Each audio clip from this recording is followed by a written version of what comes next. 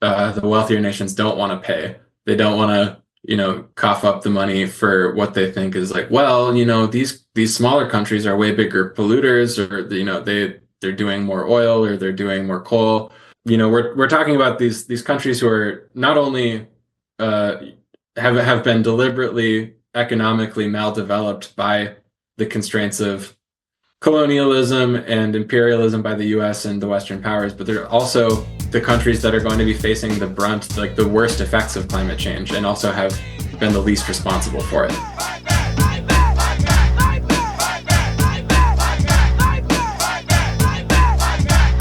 Welcome to Fight Back Radio, production of fightbacknews.org, taking you to the heart of the people's struggle. I'm your host, Richard Berg.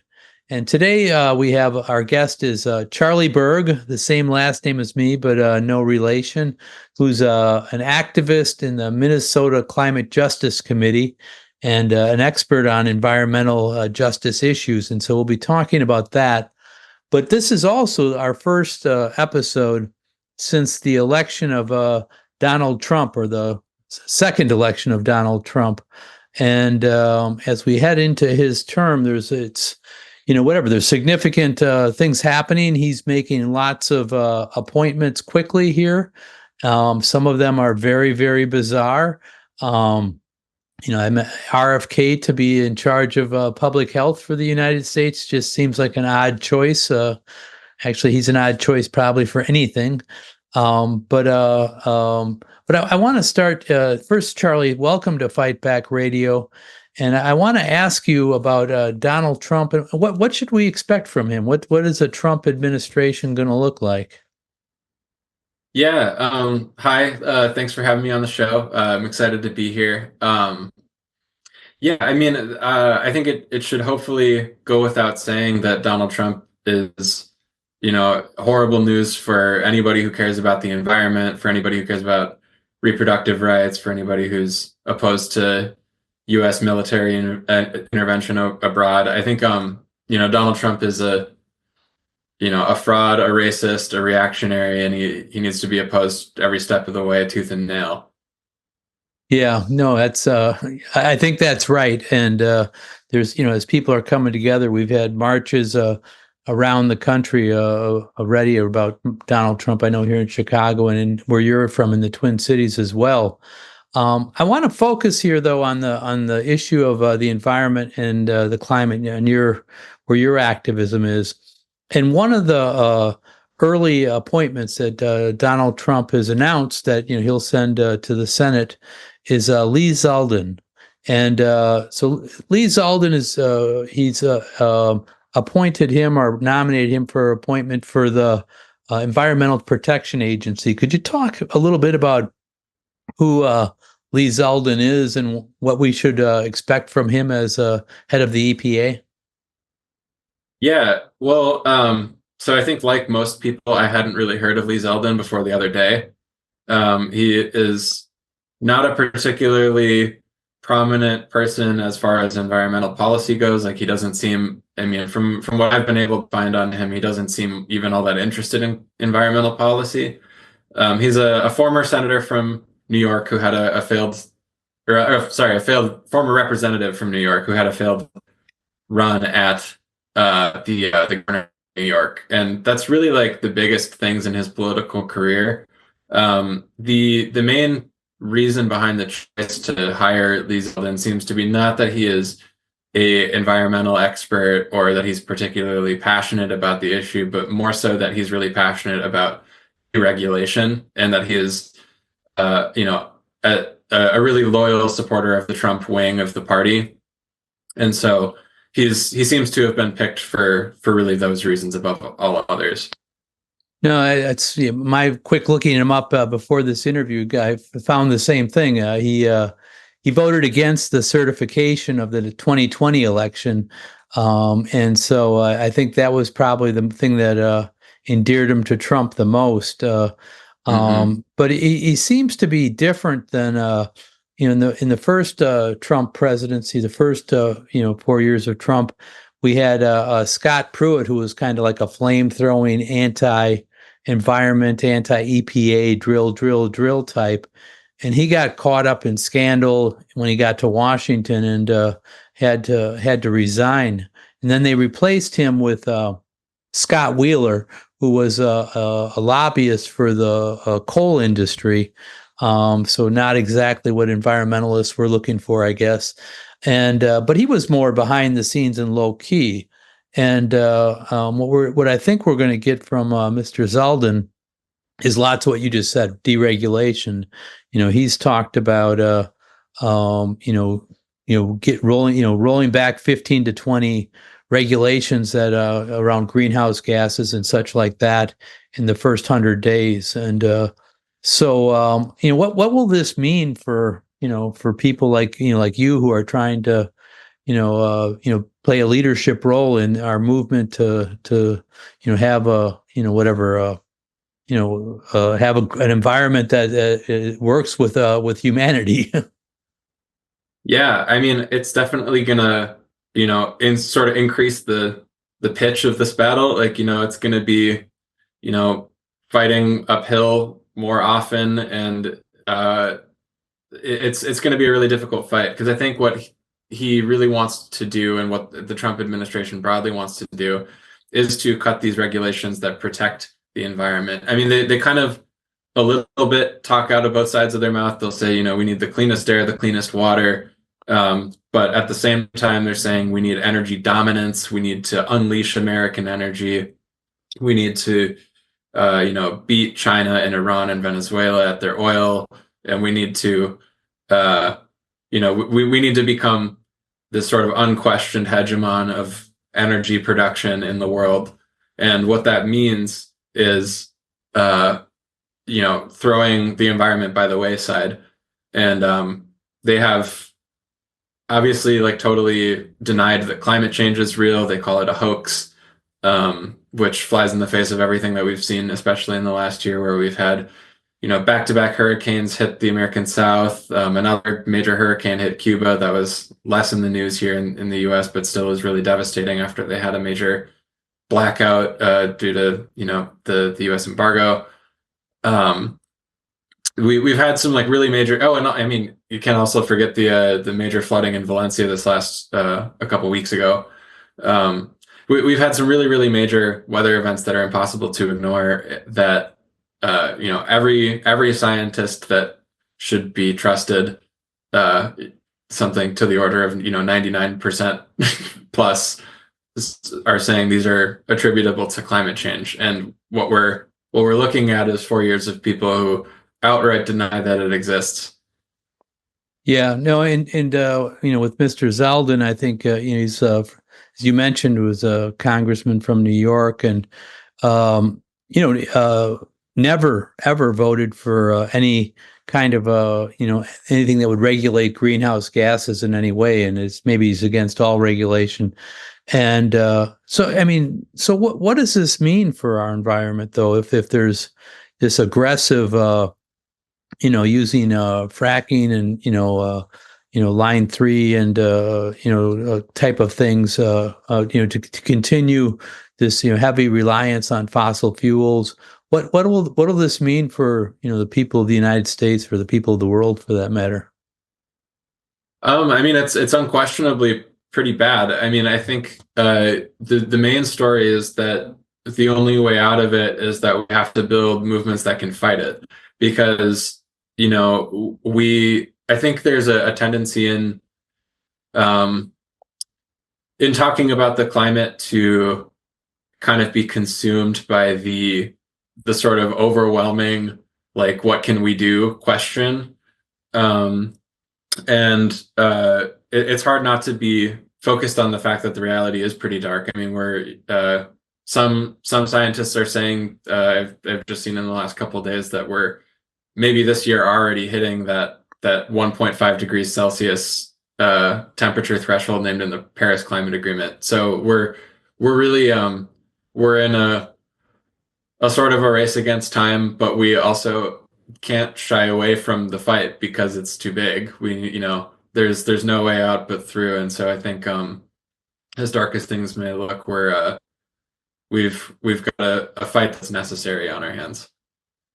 So could you talk a little more about the 1.5 degrees that the Paris climate accords talked about? Why that's significant, or what that means for people, for humans living on Earth? Yeah, and I guess I'll preface this with that I'm by no means an expert on climate science. Like I'm not a scientist. I'm just a guy. But the story with the 1.5 threshold that was named at the Paris Climate Agreement is that was sort of talked about as um, a theoretical maximum that we should strive to hit, and hopefully to bring it back down after that, as science somehow allows. Um, and there are these sort of models projected for every zero point 0.5 degrees raised above that are these increasingly catastrophic sort of prognoses, and we have we're staring down the barrel of not 1.5 but maybe 2.5, maybe 3, maybe 4 degrees above pre-industrial levels that we're looking at. And so with that, we're talking about major hurricanes, major flooding, major tornadoes, major droughts, major floods, massive migration because of these issues, where massive tracts of land are no longer arable or no longer inhabitable because they're simply too hot. We're talking about wet bulb temperatures in certain portions of the world, which wet bulb is a concept where it's a sort of a ratio of humidity and heat at which the human body can no longer self-regulate its temperature, and so you essentially bake even in the shade. And so we're I mean, I don't know, not to be too doom and gloom, but I mean it really is like it really is dire. And so what we're looking at with the Trump administration is a an enemy that we can't be content to sit on our couch and despair about it. This is a situation that we're looking at where we have to be ready to fight with all available means. I mean, this would have been the case no matter who would have been won this election, though, too, to some degree. Correct, yeah. Clearly, Trump is worse on the issue of the environment and many other issues than Biden. But could you talk a little bit about Joe Biden and Kamala Harris, and what they were doing well or not well regarding the environment, and then maybe you've talked a little bit about how Trump will be different, but if you want to add anything, that'd be appropriate too. Yeah, well, I'm glad you raised that point because I think a lot of people are too quick to give the environment. I think there was a lot of rhetoric this election about that, like, the Democrats may not be perfect, but Trump is going to be, X orders of magnitude worse. And I think it's true and it's correct to point out that they're different and that he is worse in many respects. But I also don't think we should talk about the Democrats as if they're just these sort of imperfect friends of ours who are, trying their best, but kind of, not doing it well enough. Because really, they serve the same interests as the people who want to deregulate. There are factions within the political class who are more pro environment, and they usually phrase it as like it's a good investment, or it's this we're going to get really good returns on this because if don't pursue these policies, we're gonna face really dire economic consequences. And there are other people who say, well, that's I don't care about that. We've got money to make now. And so the bottom line is that the Democrats routinely sold out their promises. They routinely acted with extreme negligence towards the environment. And whatever promises they made, often like the ones that they're not keeping, were tepid to begin with. Like Biden promised, like, okay, like I'm not going to do anything crazy, but we're at least not going to do any new offshore drilling. But they went ahead with that anyway during his administration. And Harris obviously was walking back her anti-fracking comments from before 2020. She was saying, no, I like the idea of banning fracking, but during this last election cycle, she openly walked that back, even when pressed on it during debates. I remember hosts asking her like, "Oh, you said you were anti-fracking back then. What about now?" And she's like, "Well, I'm not anti-fracking. I won't ban Yeah. it." So I think, Why is that a big deal? Why do we care about frack? What is fracking first off, and then why do we care about that? Because I know environmentalists here in Chicago that I work with were that was a big deal to them. That was when she said I'm for fracking to try to get some votes in Virginia or Pennsylvania. That was like a major move. What are your thoughts on that? And again, what is fracking? If you could give us a little bit of a rundown. yeah, I guess sort of put simply, like fracking is it's a method of extracting oil from the earth, and don't like about it is that it's particularly destructive. And oil companies like it because it's a pretty cheap way, efficient way to get oil out of the ground.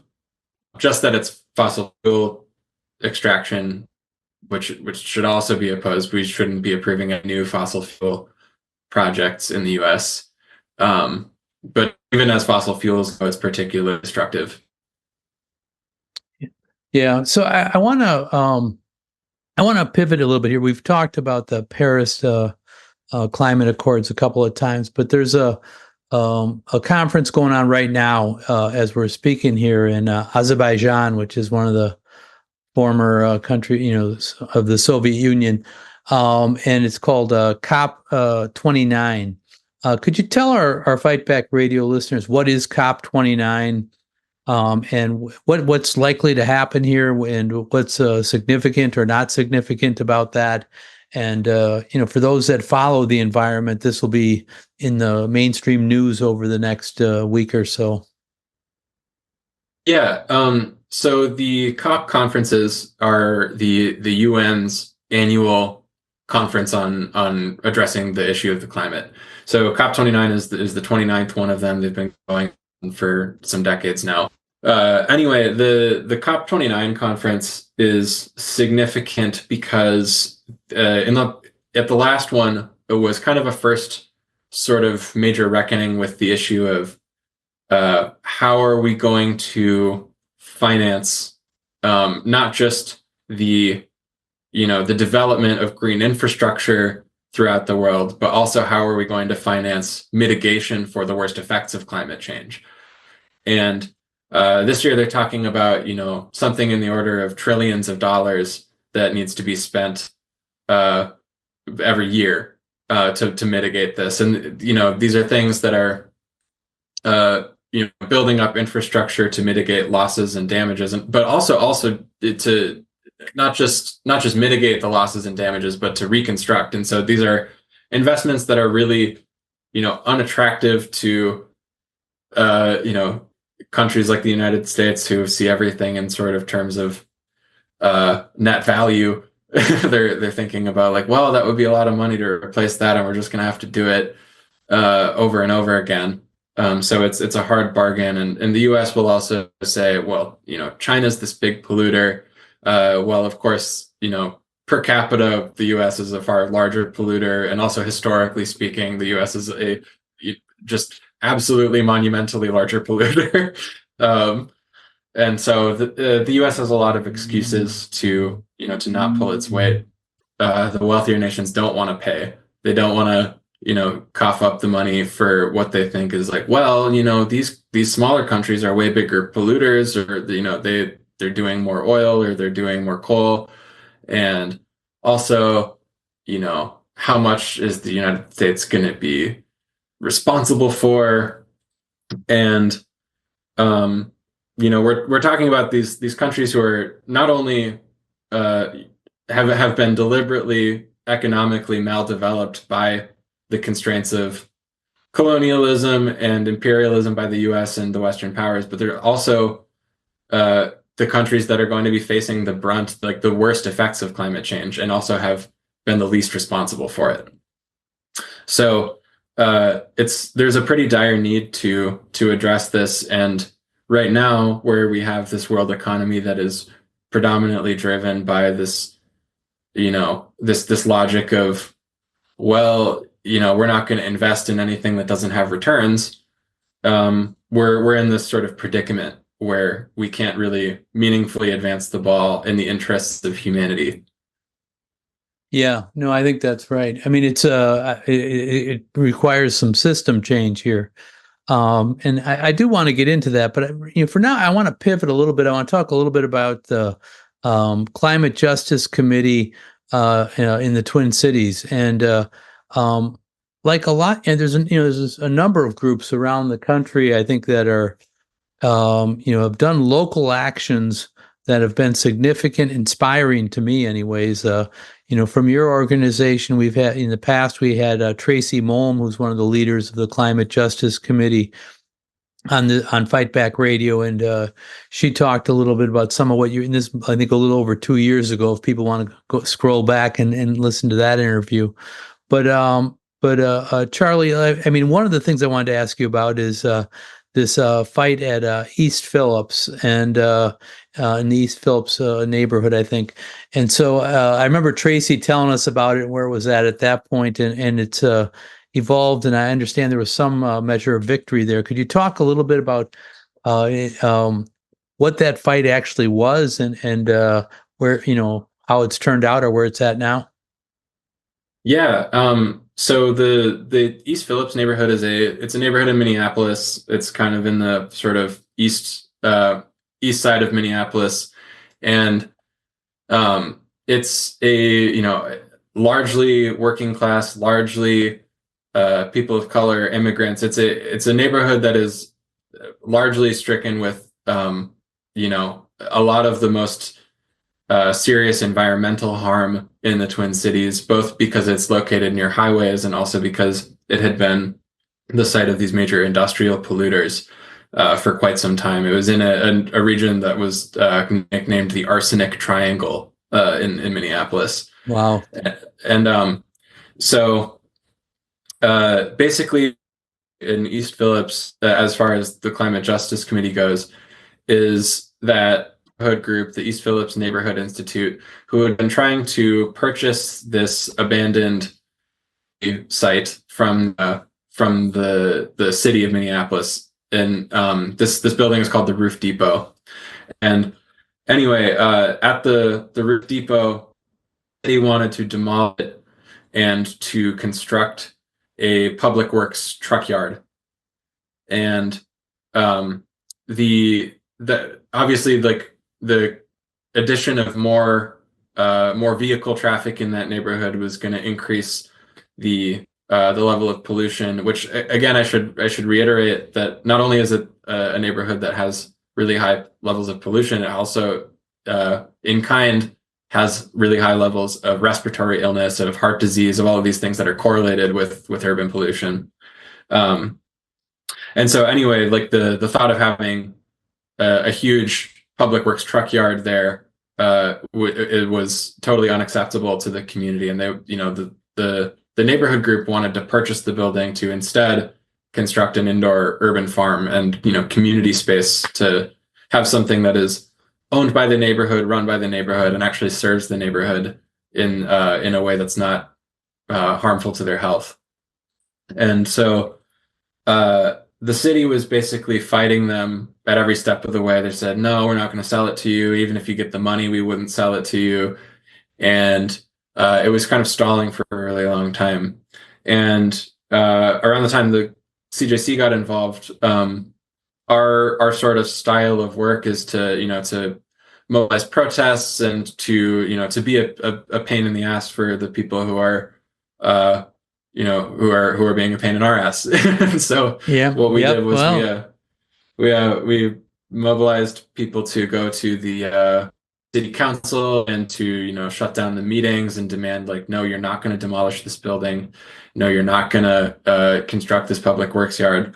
And actually, another element of this that I forgot to add is that the destruction of the building, or the demolition of the building, uh, was going to be a really serious health risk to the neighborhood in and of itself, because on in the soil under the building had been a lot of unremediated arsenic, and there was this worry that demolishing the building was going to disturb the soil in this way that could contaminate the neighborhood really acutely with arsenic. And so um, the uh, the fight became a lot about um, not just that we wanted the building for the neighborhood to have an urban farm, but also to like literally just to stop this imminent health threat of the demolition. And things escalated pretty steadily, where there were, we were having protests and rallies and shutting down the city council, and then we were having civil disobedience trainings and trying to telegraph that, like, hey, if the bulldozers are about to come out, we're gonna fight them. And it was a couple days before the proposed demolition that we were having our regular Tuesday night meeting, and we got word that some of our neighborhood partners and the particularly the indigenous community, who in this neighborhood is the Little Earth community, which is actually the only native preference Section 8 housing project in the country, and is also the birthplace of AIM, the American Indian movement. So there's some significant Minneapolis history there, and just movement history in general. But a group of indigenous leaders, they decided to occupy the site themselves in the middle of a blizzard, and set up tents, and had food distro and all of these things that were going on, and it was going to be a major thing. But then the police cracked down on that really, really heavily. They blocks and blocks out in every direction. They had it locked down with hundreds of squad cars, and they swiftly put everybody in handcuffs and all of that. But the thing is that I think they overplayed their hand, because there were some really striking images that came out of that. And you can look that up on Fight Back. I think there were articles that had some of those images, but of the cops going in the middle of this blizzard and arresting indigenous women at their teepee. They were just really politically disastrous images for the Jacob Fry administration. Jacob Fry's our mayor, for people who aren't from here. And so the city was like, all right, we'll come to the table. You guys can buy this building if you really want it. And so that was a really major victory. That's huge. That's Yeah. I mean, really, congratulations. I mean, when ordinary people confront power, it's there's no guarantee that you're going to win, and the fact that you did is really something. So my hat's off to you and all your allies that were involved in that. Yeah, yeah, and it was really a major thing. And there's still some some fight to be had about getting financing, because there's, not to get too into the weeds, but basically there's issues with the trying to get the money from the state, which they had pledged and then kind of like reneged on. And anyway, so there's still some fight there. But the other thing to note is that, so right after that victory, there was sort of another phase of the fight to really hone in on, which is that right across the street from this proposed urban farm site was two major industrial polluters, one of which was Bituminous Roadways, who they were an asphalt manufacturer, and another which was a metal foundry called Smith Foundry. And Smith Foundry was like the largest lead polluter in all of Hennepin County, that's the county that Minneapolis is in. And I think they were responsible for like 70% of all the lead pollution in the whole county combined. Wow. So it had been a 100-year-old building that had been grandfathered in over and over and would never ever pass environmental standards if it were trying to be built today. And suddenly the EPA and the state arm of the EPA, which is the MPCA, the Minnesota Pollution Control Agency, they were trying to, look tough and say like, hey, like, what are you guys doing here? We're gonna, pop in for some surprise inspections. But then they, the the the MPCA was really dragging their heels on like, what are we gonna do about this? They were talking about like, well, maybe we're gonna look at a new permitting process, and it'll take a couple years, and eventually, like, maybe we can get them up to snuff with environmental standards, even though we know they're violating the Clean Air Act.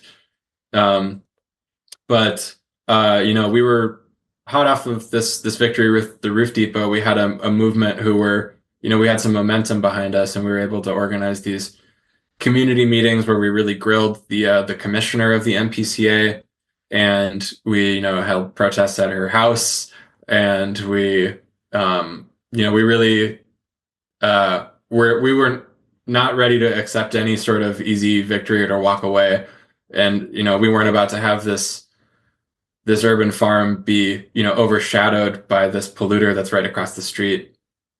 And eventually what happened was, kind of out of the blue, the company announced that they were going to be shutting down because the new permit requirements that were going to be asked of them were just too expensive. It was not going to be worth it to them to update all of their infrastructure and their equipment. And so they decided, you know what, we got to shut down. And it was a really heartening thing to watch, people in the neighborhood who've lived there their whole lives, and they're talking about, like, wow, like I can like let my kids play outside. Like I've never been able to do that. And like they can play, and I don't have to worry about whether they're getting sick. And yeah, so I think that was a really major thing. And Oh yeah, I mean it's something so many of us take for granted. But can you talk a little bit about this whole idea of environmental racism, which just seems to be a case of, and how it's, you mentioned it was an indigenous community, it was other people of color lived in that neighborhood, and how you dealt with that, and respected people's voices, the different voices from different cultures. yeah, well, so part of the Climate Justice Committee's sort of founding ethos, I guess, is that in Minneapolis we obviously had this really major uprising in 2020 around police crimes, around the police murder of George Floyd. And sort of in the wake of that, it was clear that, at least to us, that there was a need there for people who are in the environmental struggle to really connect our struggle to the issue of racial justice, and of and it became pretty clear that it wasn't a hard connection to make. It's right there in front of people's faces that in poor neighborhoods, in neighborhoods that are predominantly people of color, who are immigrants, these neighborhoods are also the neighborhoods that are facing the most devastating effects of historic pollution. A line that was really common for us to say in our agitating about Smith Foundry is that they would never allow something like this in Edina, which, for people outside of Minneapolis, Edina is a pretty wealthy suburb here. And so, and I think that resonated with a lot of people. It's like, oh yeah, that's, I hadn't thought about it that way. They wouldn't let this in a rich neighborhood. And No, I think that's yeah, true. You can transfer that to every city in the United States. There's a yeah, poor neighborhood of people of color that there's whatever factories that aren't regulated, and there's dumping of different toxic things. And you're right, the rich suburbs never ever have that. They always have clean air, clean water, whatever. And so yeah, I think what you're doing there is an example of what should be done, in cities across the country, I think. So, whatever, good work. yeah. And I mean, you're right to call out that it's not just in Minneapolis, it's everywhere. It's I think of like Cancer Alley in Louisiana is a big one that comes to mind. And this at the forefront of climate justice is also uh, the fight over indigenous sovereignty. I mean, like that's a huge portion of what the pipeline fights were about at a Line 3 or at the Dakota Access Pipeline. It's this question of can the government just approve these pipelines through lands that are supposed to be sovereign native territory? And we obviously know. So there is this really important linkage to be made between not just the working class fight for clean neighborhoods, but also the fight for, racial justice and for land back and for all of these issues that are really connected. Yeah, no, absolutely, absolutely, and I think that's our power. It's our solidarity. It's us standing together. And so I wanted to ask you also about the Magellan One Oak and what's going on. And that's am I right that that's a current battle?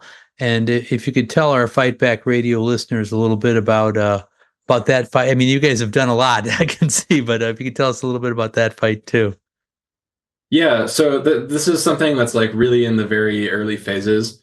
But the story there is that there is a pipeline company who Magellan is the name of the company, but they've recently been bought out by this other company, One Oak, and they want to reopen and expand a pipeline that had been shut down a couple years ago, which the original pipeline was constructed in the 40s and goes straight through the heart of the Pipestone National Monument, which is a just enormously, like, it's impossible to overstate how sacred of a site that is for not just like local Native communities, but Native communities around the whole of North America, because it's a site where people will travel from all around to go quarry the stone, and they use the stone to make their pipes that they use in ceremonies. And so this pipeline that had been there had been shut down a couple years ago, and now Magellan, they want to reopen it, and they're saying, it'll be okay because we want to reroute it, and we're going to go this far, and it's going to be totally fine. But a lot of the community stakeholders, largely the native tribes who are, who are in the area, are saying, well, I don't think we want this anywhere near our pipestone, because the stone itself is sacred to us, the land is sacred, and we don't want the risk of a spill. Okay. So that makes sense, and it's another issue here of environmental racism again. I wanted to ask you about and before we hit record here, we were talking a little bit about the military as a recruit, as a polluter, and you were telling me the roots of your organization, the Climate Justice Committee, actually came out of an anti-war committee. Could you talk a little bit about that and why this is an important thing it's not just the industrial polluters, it's our own government through its military actions and through its imperialism that we also are destroying our planet, as well as, whatever other people in other countries. Yeah, well, that's exactly right. Yeah, the CJC originally started as a subcommittee of another group in town called the Anti-War Committee, and they've been around for 20 plus years now, and they've been really staunch supporters of Palestine and of Cuba and Venezuela, and they've been a mainstay of the U.S. anti-intervention movement. And there was a group of people in the Anti-War Committee who kind of saw the need for connecting the issue of the climate to the fact that the U.S. military is the largest institutional polluter on the planet. And not only are they major polluters just by the sheer mass of what they do, like the amount of oil that is needed for even a single tank, but let alone a whole fleet of tanks or a whole fleet of an aircraft carrier strike group. All of these are just enormously consumptive and destructive things to maintain. especially when we need the newest plane, the newest ship, the newest missile, the newest helicopter, and we're constantly going through, and then they get cycled to the police and to other militaries around the world. It's this institution that is a major polluter. And then there's also, of course, the fact that war in and of itself is majorly destructive to the environment. I mean, in Palestine, for example, we're seeing, the use of white phosphorus. We're seeing all of these sewage systems destroyed by bombing. We're seeing, the olive groves burned by settlers. And, going back also historically, there's a pretty infamous example in Vietnam that, the US government was spraying chemical defoliants, Agent Orange, over large tracts of forest because they wanted to expose, the Vietnamese resistance, and they are still facing birth defects to this day from the effects of Agent Orange, and the same is true in Fallujah, where depleted uranium was used by the U.S. military, and so we see the issue of the environment as intimately connected to the issue of needing to oppose U.S. military intervention.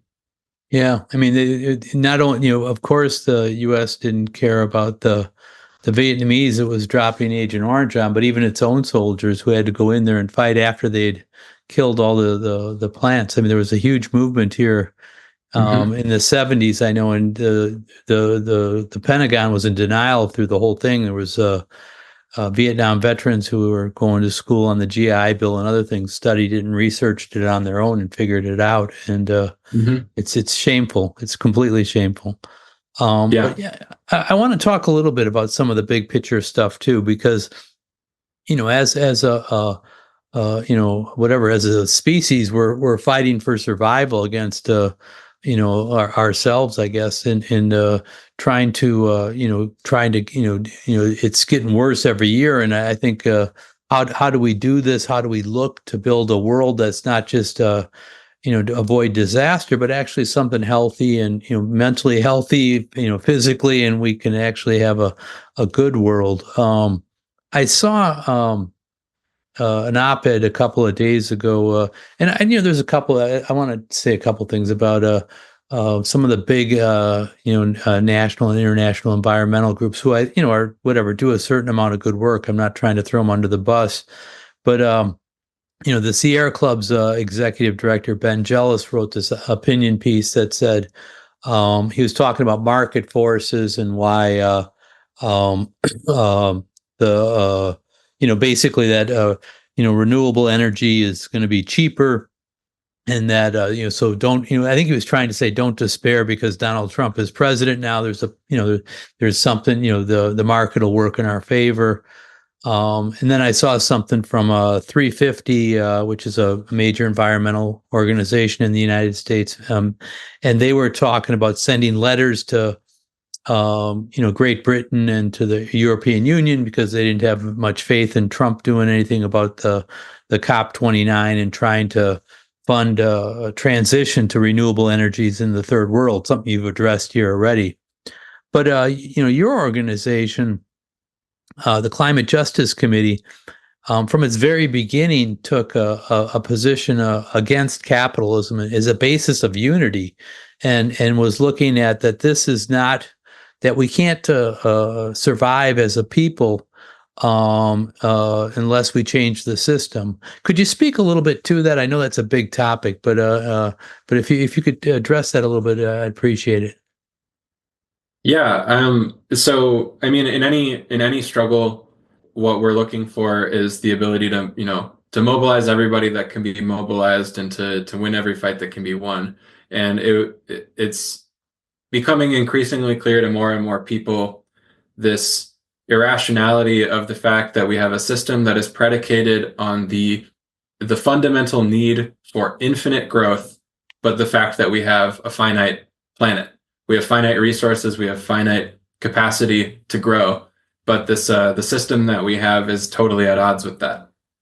And so we we don't think that the billionaires that got us here are going to be the people who can get us out, because their interests are not with the sustenance of humanity. Their interests are with the the the ever increasing profit. And I mean, you could argue, I guess, eventually that they have, when you really hit rock bottom, they have an interest in surviving too, and they have an interest in our survival because they can, continue to exploit us. But that's not how their class function works in the system that we have. They're, ultimately, they're digging their own graves along with ours, and we need to stop them before they can do that.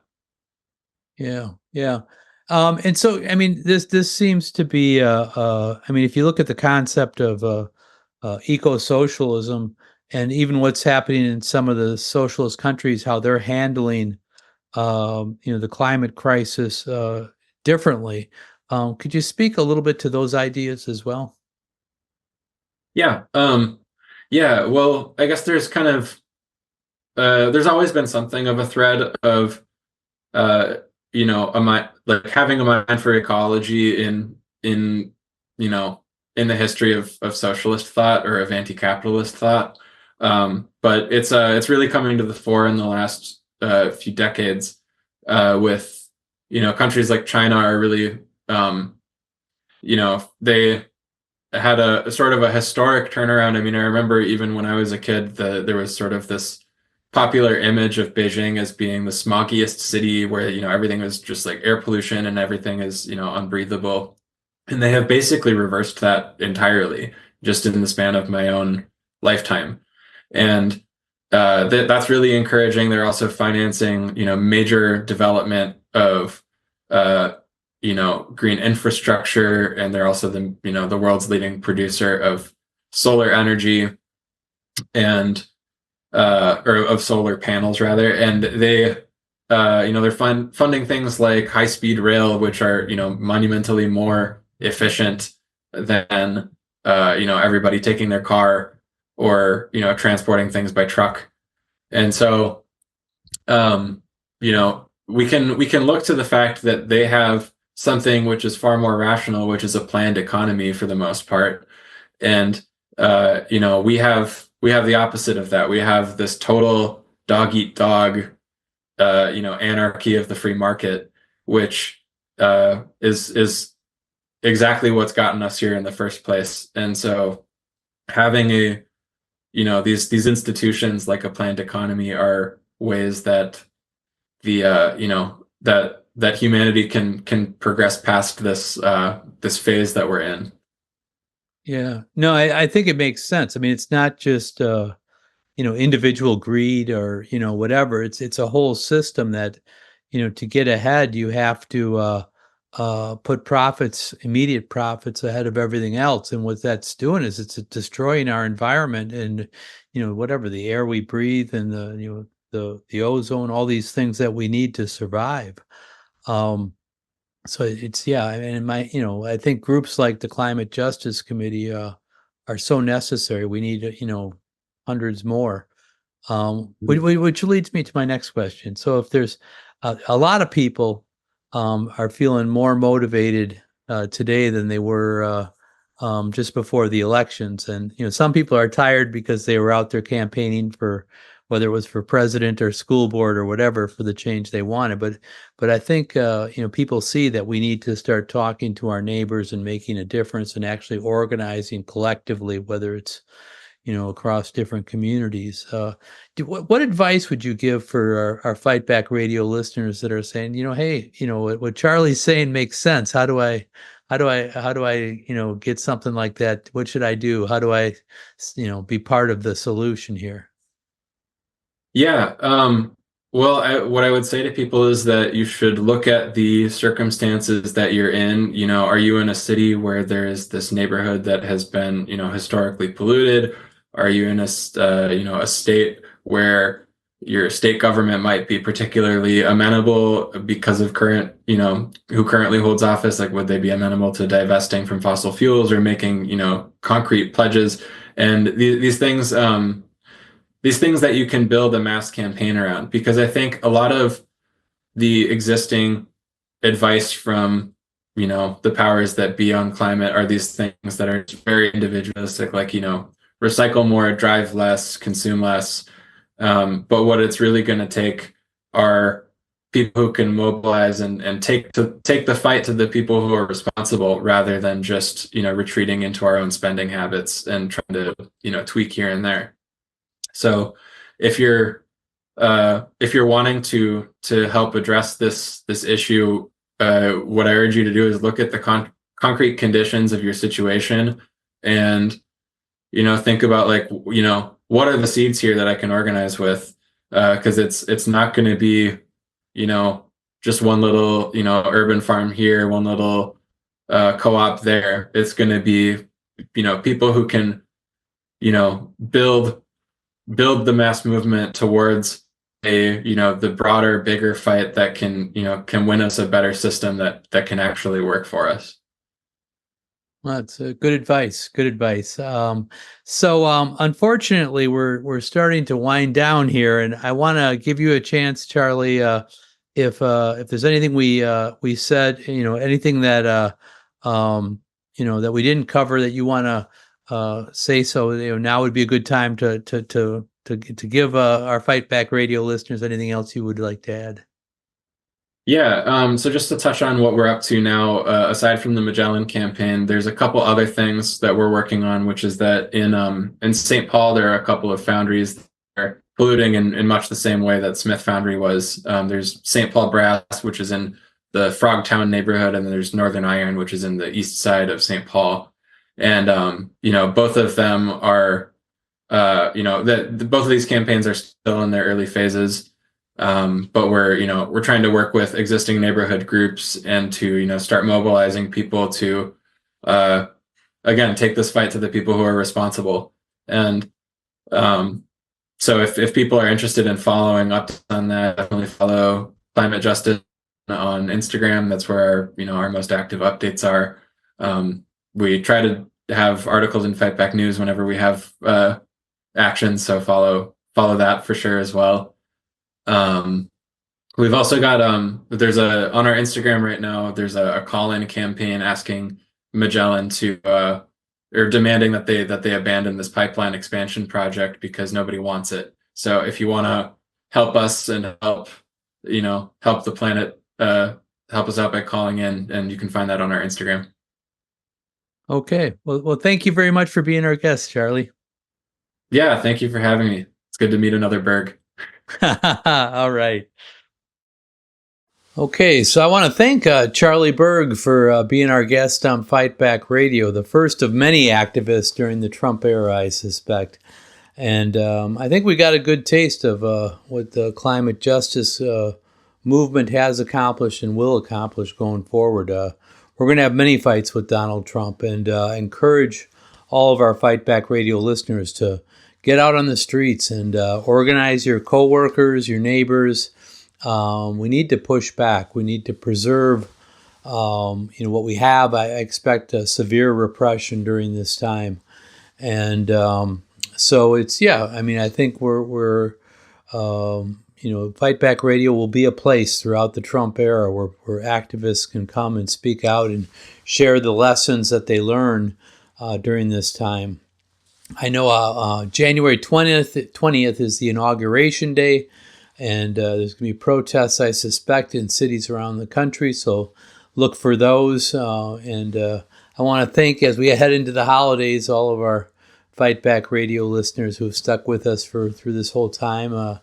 And I wish you, to do us, you're our PR firm. That's what I always say. So tell people about Fight Back Radio and encourage them to listen to it. Whether you're an activist on the environmental movement or not, this is important stuff for all of us. So, and then finally, I want to, as always, thank our production team of Dodd McColgan, Natalie Pranis, Vince Olson, and Shane Tremley. I'm Richard Berg for the entire Fight Back Radio team, saying until next time, all power to the people.